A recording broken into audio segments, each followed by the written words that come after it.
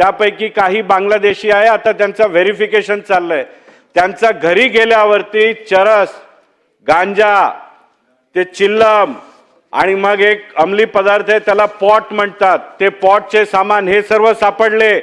अध्यक्ष महोदय, 1000 पेक्षा जास्त दारूची आणि क्वार्टरची बाटल्या सापडली। 8-8 फुटाचा ढीग आहे फक्त दारूचे बाटल्याचं। अध्यक्ष महोदय, तेवढाच नव्हे, त्या वीर संभाजीनगर मध्ये जो महिला शौचालय आहे, हे गर्दुल्ले, बेवडे, अनधिकृत लेबर कॅम्प मध्ये राहणारे हे महिला शौचालय वापरतात। थोडक्यात त्या महिलांचे आणि म्हणून माझी मागणी या शासनाकडे आहे की मुलुंड पोलीस स्टेशनने महेश मडिवाल नावाचा व्यक्ती आहे, ज्यांनी हे सर्व अनधिकृत लेबर कॅम्प चालवतो, भाडा घेतो। महावितरणचे अभियंता गायकवाड म्हणून आहे, ज्यांनी 1.5 वर्ष आधी या इल्लीगल लेबर कॅम्पसाठी इलेक्ट्रिक कनेक्शन दिलेलं आहे।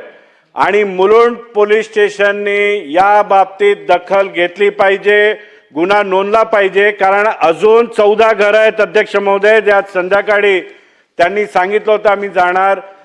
हे मुलुंड पश्चिम मधील गर्दुल्ले, चर्सी, गांजे आणि महिला।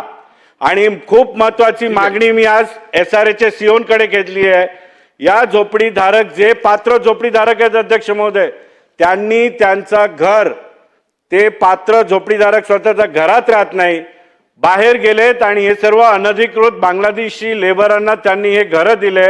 त्या सर्वांची चौकशी करून यांच्यावरती कारवाई केली पाहिजे।